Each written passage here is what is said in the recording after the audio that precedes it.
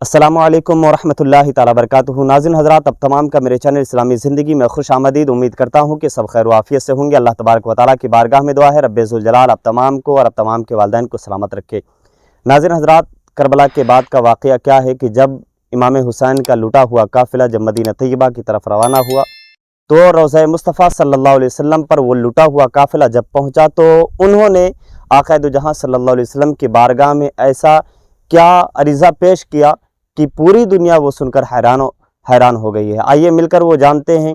और उसके लिए मैं आपके सामने सैयद अमीन क़ादरी साहब की वीडियो रखता हूँ। ये वीडियो देखने के बाद यकीनन आपकी दिलो दिमाग में सारी बात अच्छे से बस जाने वाली है। आइए मिलकर वो क्लिप देखते हैं, उसके बाद गुफ्तगू करते हैं। देखिए क्लिप। लिखने वालों ने लिखा है, कहने वालों ने कहा है कि जैसे जैसे मदीने तैयबा करीब आता उनको अपने पिछले अपना माजी याद आता जाता।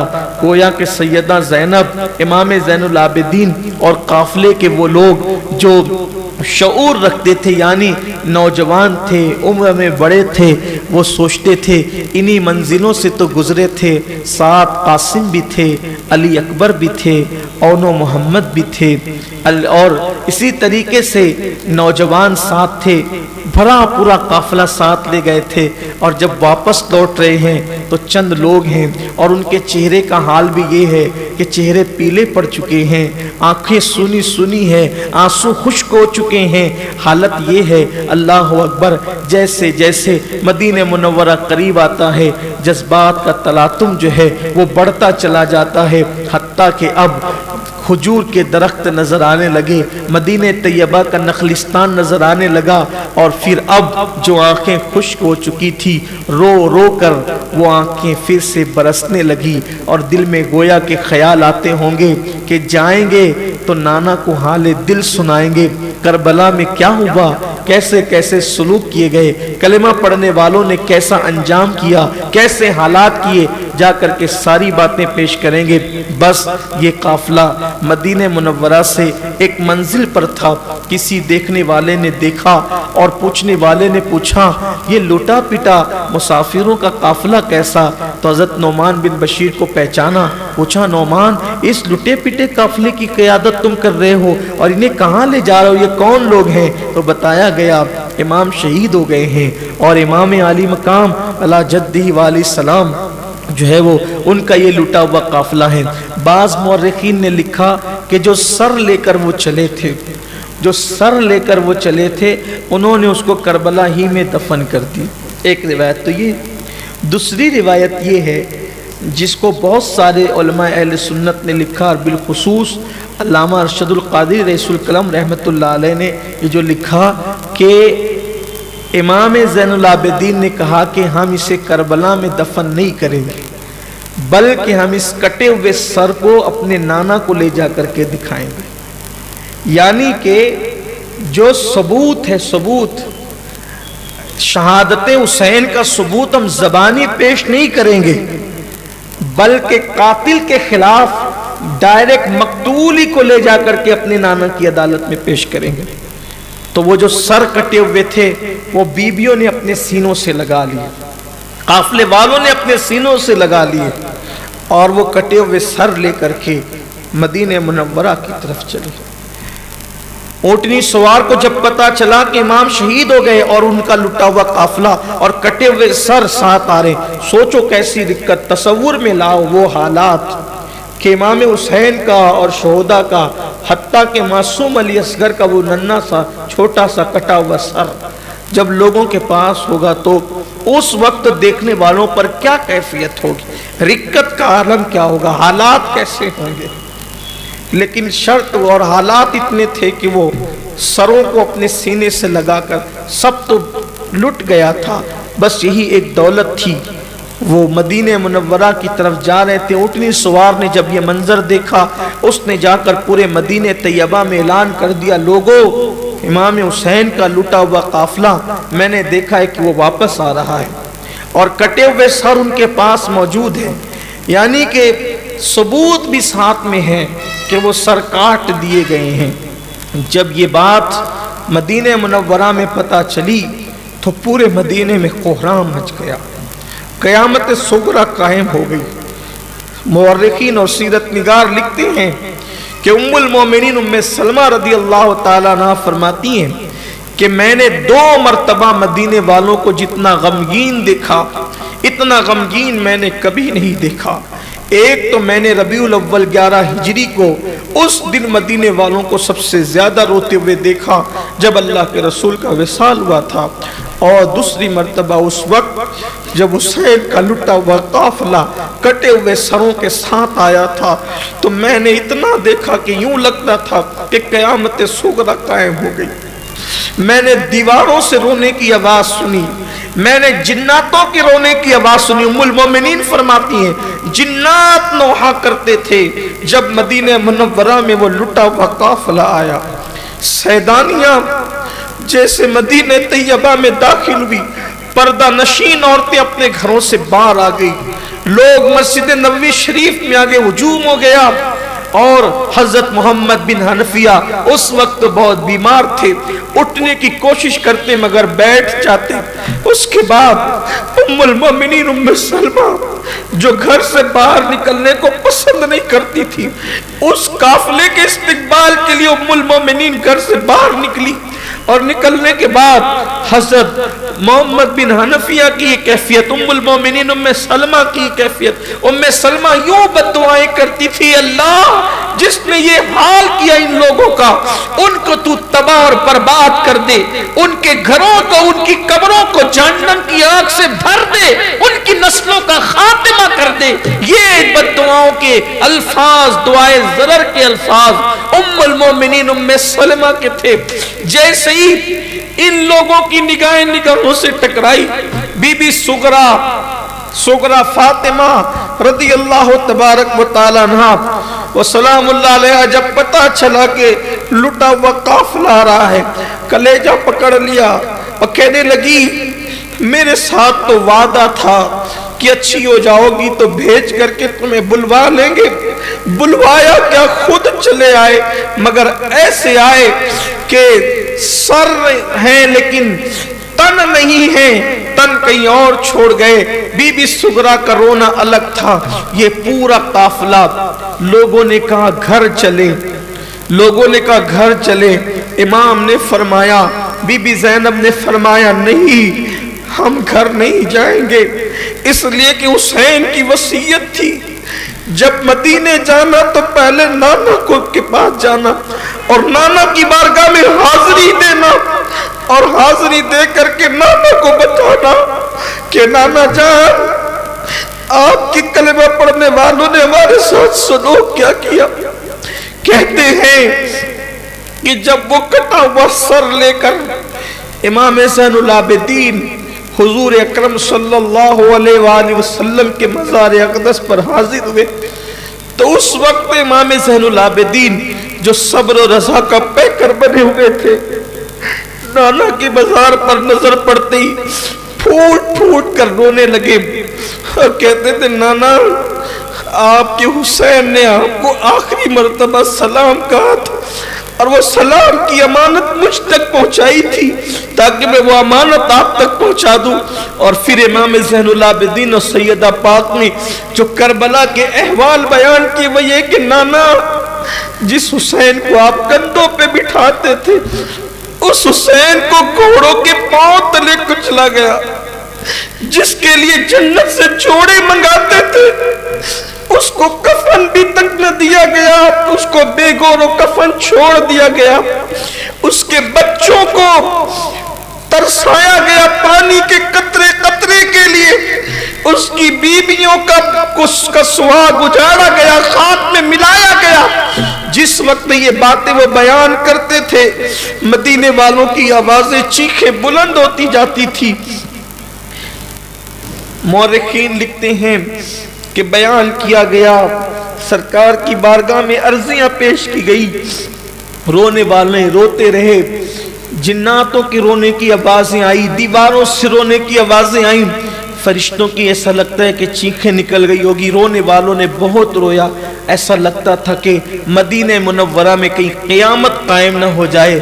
بعض بزرگوں نے فرمایا کہ ان لوگوں کی یہ داستان غم سن کر حضور اکرم صلی اللہ علیہ وآلہ وسلم کی قبر پر بھی اثرات دیکھے گئے۔ ان کے حالات سن کر بالآخر وہ قافلہ وہاں سے نکلا اور وہاں سے نکل کر بی بی سیدہ پاک سیدہ فاطمۃ الزہرا کے مزار اقدس پر حاضر ہوا، اور پھر سیدہ پاک کے مزار پہ جانے کے بعد وہاں بھی حالات پیش کیے گئے، اور پھر بالآخر امام زین العابدین نے سارے سروں کو امام حسن اور سیدہ فاطمۃ الزہرا کے قدموں میں دفن کر دیا۔ یہ دوسری روایت ہے سروں کی تدفین کی۔ ایک تو یہ ملک شام، بعض لوگ ملک شام کے متعلق بھی کہتے ہیں کہ شام میں دفن کیے گئے۔ میں جب ملک شام گیا تو میں نے وہاں پر 72 سروں کی قبریں دیکھی، وہاں بھی ہے۔ بعض لوگ کہتے ہیں کربلا میں دفن ہوئے، بعض کہتے ہیں کہ وہ سر مدینہ منورہ میں لے جا کر سیدہ فاطمۃ الزہرا کے قدموں میں دفن کیے گئے، جہاں پر امام حسن پاک کا مزار ہے اور سیدہ پاک کا مزار۔ اس وقت تک یہ دو ہی مزار تھے، اور آج کی تاریخ میں وہیں پر امام زین العابدین کا مزار ہے، امام محمد باقر کا مزار ہے، حضرت امام جعفر صادق کا مزار ہے۔ اس طرح سے یہ 4 مزار سیدہ فاطمۃ الزہرا رضی اللہ تعالیٰ عنہ کے قدموں میں ہوتے ہیں، اور سر امام حسین اور شہداء کے سر۔ لیکن ایک بات اور بھی ہے، 3 روایتیں ہوگی، ملک شام کی، کربلا کی، مدینہ منورہ کی۔ چوتھی روایت یہ ہے کہ امام علی مقام کا سر انور جس وقت پھرایا جا رہا تھا ملک شام کے آس پاس، تو پھر وہ سر بعد میں یزید نے اپنے خزانے میں رکھ لیا۔ اس سر کے متعلق یہ ہے کہ اس نے اپنے خزانے میں رکھ لیا، اس کو دفن ہونے نہیں دیا۔ اس کی تمنا یہ تھی کہ وہ سر مبارک کو جب کئی دن گزریں گے اور تو جیسے اور لوگوں کے جسم سے بدبو آتی ہے، وہ سڑتا ہے، تو اس طریقے کے کچھ حالات اس سر پر بھی پیش آئیں گے۔ لیکن ایسا نہیں ہوا، بلکہ جیسے جیسے دن گزرتے گئے اس سر مبارک کا خون بھی تازہ رہا اور اس سے مشک کی خوشبو آتی تھی۔ تو جب یزید مر گیا، یزید مرنے کے بعد پھر مروان کی حکومت آئی، مروان کے مرنے کے بعد عبد الملک کی حکومت آئی، تو بنو امیہ کی حکومت کے دور میں جو ہے ایک شخص نے بھاری قیمت دے کر ان سروں کو حاصل کیا، کسی حکمراں نے ہی، اور حاصل کرنے کے بعد اس کو لے جا کر کے مصر میں دفن کیا۔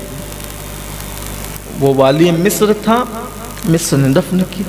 بعض لوگ کہتے ہیں کہ ملک شام میں دفن ہو گئے تھے، لیکن جب مصر پر فاطمیوں کی حکومت آئی، یہ جو اہل بیت کے ماننے کے دعوے دار تھے، تو انہوں نے وہ سروں کو وہاں سے نکالا اور پھر وہ مصر لے کر کے گئے، اور جب مصر لے کر کے گئے تو وہاں پر انہوں نے دفن کیا۔ اسی لیے مصر کے کچھ مزارات ہیں، وہاں پر امام علی مقام کا سر مبارک ہے۔ اس بارے میں یہ ہے، بلکہ بعض صوفیہ اور بزرگوں نے یہ کہا کہ حضور اکرم صلی اللہ علیہ وآلہ وسلم کو بہت سارے اللہ کے مقبول بندوں نے دیکھا، تو دیکھ کر کے پوچھا، یا رسول اللہ صلی اللہ علیہ وآلہ وسلم، اگر ہم امام حسین کے سر اقدس کی زیارت کرنا چاہیں تو کہاں جا کر زیارت کریں؟ کیونکہ کوئی کہتا ہے ملک شام، کوئی کہتا ہے مدینہ منورہ، کوئی کہتا ہے کربلا شریف۔ کربلا میں تو جسم ہے، تن ہے، لیکن سر انور کی زیارت کرے تو کہاں جا کر کرے؟ تو سرکار نے حکم فرمایا کہ تم مصر جاؤ، وہیں پر حسین کا سر ہے۔ تو وہ صوفیہ اور بزرگوں نے وہاں جا کر امام علی مقام کے سر اقدس کی زیارت کی، یعنی کہ بعض اہل کشف اور صوفیہ نے اس طرف زیادہ زور دیا ہے، واللہ تعالی عالم۔ پھر اس کے بعد اس سر انور کو بھی میں تاریخی روایت پڑھ رہا ہوں، وہاں جنت البقیع میں دفن کرنے کے بعد پھر جو ہے وہ حضرات اپنے اپنے گھروں کو تشریف لے گئے۔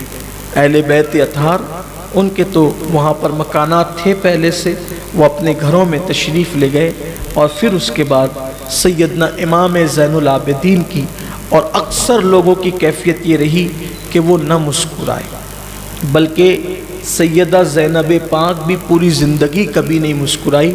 سیدہ زینب پاک کی زندگی پر کبھی گفتگو ہوگی، لیکن واقعہ کربلا کے بعد ایسا ہوا کہ آپ اپنے شوہر حضرت عبداللہ ابن جعفر طیار، یہ بھی خاص بات ہے کہ جب حضرت عبداللہ ابن جعفر طیار سیدہ زینب کے شوہر نامدار، ان کو جب پتہ چلا کہ میرے دونوں بیٹے اون و محمد بھی شہید ہو گئے، تو کہتے ہیں نا کہ جو مزدور اور غلام لوگ ہوتے ہیں وہ چمچہ گیری زیادہ کرتے ہیں، تو جو غلام تھے آپ کے، ان غلاموں میں سے غلام نے کہا کہ حسین کی وجہ سے آپ کے بیٹے بھی قتل ہو گئے، آپ کے بیٹے کو قتل کروا دیا حسین نے۔ تو حضرت عبداللہ بن جعفر طیار نے جوتا اٹھایا اور جوتا پھینک کر کے اس کو مارا اور کہا کہ بدبخت، تو امام حسین کے بارے میں ایسی بات کہتا ہے؟ یہ تو اللہ کا شکر ہے کہ میرے دونوں بیٹے حسین کے قدموں پہ شہید ہو گئے اور اللہ نے مجھے سرخ رو کر دیا۔ میں یہ سوچتا ہوں کہ کاش میں بھی ہوتا تو حسین پر اپنی جان کو قربان کر دیتا، اور اللہ نے حسین کے غم میں مجھے شریک کر لیا۔ اس بات پر میں اللہ تبارک و تعالیٰ کا شکر ادا کرتا ہوں۔ یہ بات آپ نے فرمائی۔ تو حضرت سیدہ زینب واقع کربلا کے بہت دنوں کے بعد جب ملک شام گئیں، کسی وجہ سے سفر آ گیا، آپ کو کسی سبب سے ملک شام کا سفر کرنا پڑا، تو سیدہ زینب جب شوہر کے ساتھ وہی احترام، وہی تعظیم، وہی پردہ، وہی سارے تحفظات کے ساتھ جب سفر کرتی ہے اور کوئی اطلاع کرتا ہے کہ شام کا ملک آنے والا، یعنی دمشق شہر آنے والا ہے، ملک شام میں دمشق شہر آنے والا ہے، تو وہ دمشق میں جو سیدہ کو بغیر چادر کے پورے تمام بیویوں کے ساتھ جو گھمایا گیا تھا اور ان کی حرمت کو، ان کی عظمت کو نگاہ میں رکھے بغیر ان لوگوں کو جو بے پردہ کیا گیا تھا، تو سیدہ زینب کو جب وہ تصور اور وہ خیال آیا، وہ جو گھمانے کا خیال آیا، ایسا ہوتا ہے نا کہ کوئی چیز دیکھنے کے بعد انسان ماضی میں چلا جاتا ہے، تو سیدہ زینب کو وہ خیال آتے ہی اتنی دکھی ہوئی اور اتنے صدمے میں گئی کہ اس صدمے کی تاب نہ لا کر آپ نے دمشق شہر میں قدم رکھنے سے پہلے ہی انتقال فرمایا۔ یعنی سوچیں آپ کو کتنی اذیت دی گئی ہوگی۔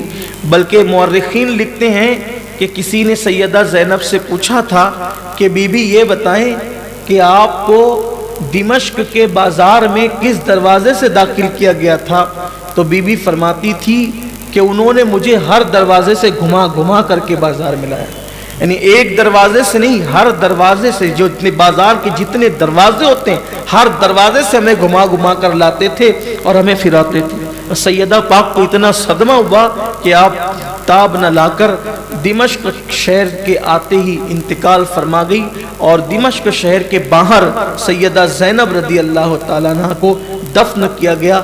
آج اس مقام کو زینبیہ کہا جاتا ہے، زینبیہ کہا جاتا ہے۔ وہ دمشق شہر سے مضافات میں، جیسے ہمارے شہر سے لگ کر کے چھوٹے چھوٹے علاقے ہیں، تو ویسے ہی جو ہے وہ شہر سے باہر، اب تو شہر میں ہی وہ ہو گیا ہے، لیکن تھوڑا سا شہر سے وہ باہر کا علاقہ ہے، اس کو زینبیہ کہا جاتا ہے۔ وہاں آپ جب جائیں گے تو آپ وہاں پر جب پہنچیں گے تو آپ کو ایسا نہیں لگے گا کہ آپ سیدہ زینب کے مزار پہ کھڑے ہیں یا سیدنا امام حسین کے مزار پہ کھڑے، دونوں میں بہت فرق محسوس نہیں ہوتا۔ میرا قیام تقریباً زینبیہ میں اللہ کے کرم سے 8 دن تک رہا۔